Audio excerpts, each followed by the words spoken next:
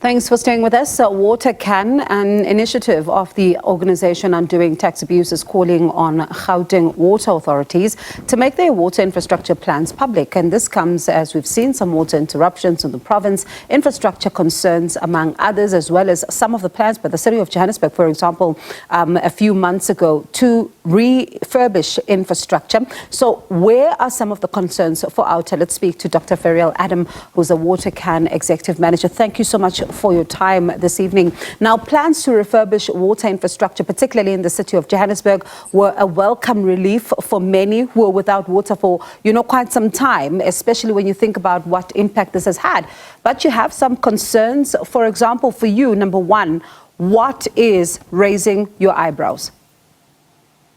So there are a few things. I think that the first thing would be the budget that we see in terms of, developing new infrastructure is quite high. In fact, there's about 380 million that has not been budgeted for. So we're asking, and I think we always have to check. And yes, even if they upgrade the infrastructure, people are not going to get water tomorrow.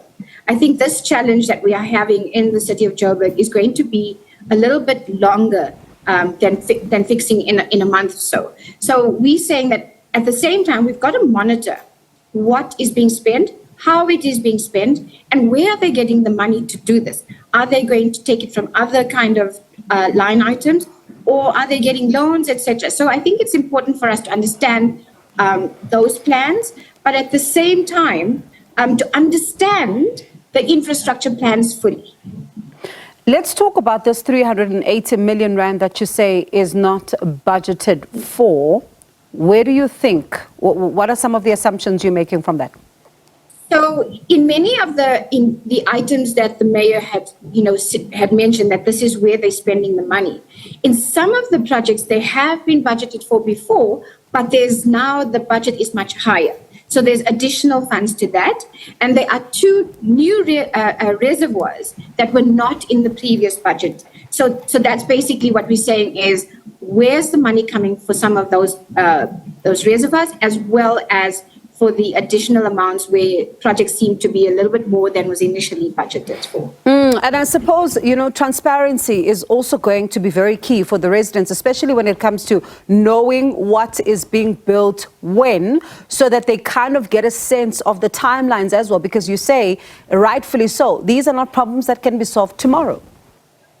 Absolutely. I mean, let's look at it. Our infrastructure is in a dire state, not because it happened yesterday, but this has been a 10-year kind of neglect of not having enough maintenance being done.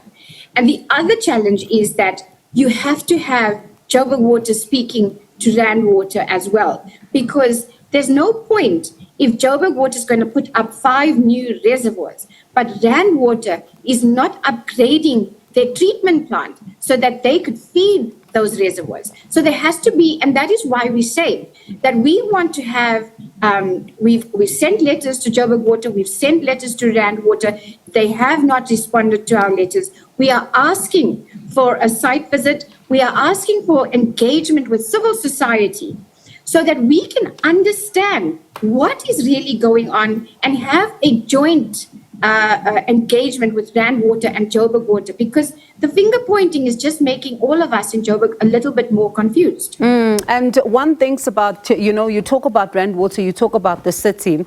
One also adds national government when it comes to this particular conversation.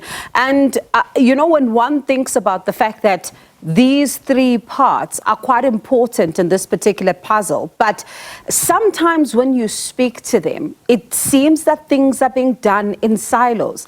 And this raises a concern as to how then do we begin to meet the capacity, given the fact that we now have more people moving into the city of Johannesburg, and that needs to be a conversation that happens within these 3 entities. Exactly. So it's national, it's Joburg Water, City of Joburg, and Rand Water. So I would say there's 4. And excuse me, you're very right. It's exactly that. And what we're seeing now is popcorn responses or knee-jerk reactions, So you'll have people will protest, and rightfully so, because you can imagine not having water for like 50 days or 40 days, as you've seen in South Hills. people are angry. So then you would have the mayor come out with a statement or the minister come out with a statement. And when you look at all of these statements, they're not talking to each other and they sound like empty promises and knee-jerk reactions. And that is why we say, engage with us as civil society. Let's have this meeting. Let's have a site visit. Let us understand what is going on. Be transparent and open, and they're not doing that. And in your view, I'm going to ask, because there is, of course, a lot of concern right now. We've heard Rand Water in some of the instances saying that reduced water consumption, we are in the red, things are getting bad, and residents getting upset with the city as well, and all of that. But do you believe that, given the fact that we are still possibly going to be experiencing extreme weather conditions, you think about the heat waves, for example, that we do have enough capacity to meet the need that is in the immediate? So the tricky thing is, we do have the capacity. The problem is that we are losing a lot of clean drinking water through non-billable water and through leaks. The city of Joburg loses about 25% of its water through leaks. To give you a picture of what that is, I saw someone do a calculation where they said the quantity of water that we are losing per day is 1.5 times the size of Emerentia Dam. That is what we're losing per day. That does not mean that we as citizens should not be mindful of saving water. We are going into a hot summer. We have the El Nino. We have climate change. Those things are real. We need to be mindful. When people are calling for us to say, don't, wash your cars with hose pipes, etc. It's not linked to what's going on now. It's a bigger issue of saving water, and we have to do that. That does not mean we must not hold government and these entities accountable for what is going on. So instead of going to spend 700 million rand on building reservoirs where you're not sure you're going to fill it, can you fix the leaks or try to have an emergency kind of unit that's going to fix the leaks? And you talk about the leaks, and one day I hope we talk about them, because this is an issue that, one thinks about the fact that just in the last decade alone, we've been talking about leaks across South Africa. And what is really difficult about fixing some of the leaks that we don't see underground, other leaks that we see above ground. But I do hope we speak about that sometime. Let me thank you for your time, Dr. Ferrial Adam from the WaterCAN, and she is the executive manager there. And certainly a lot of concern about the water that we are losing in South Africa, and a big discussion really must be had on this one.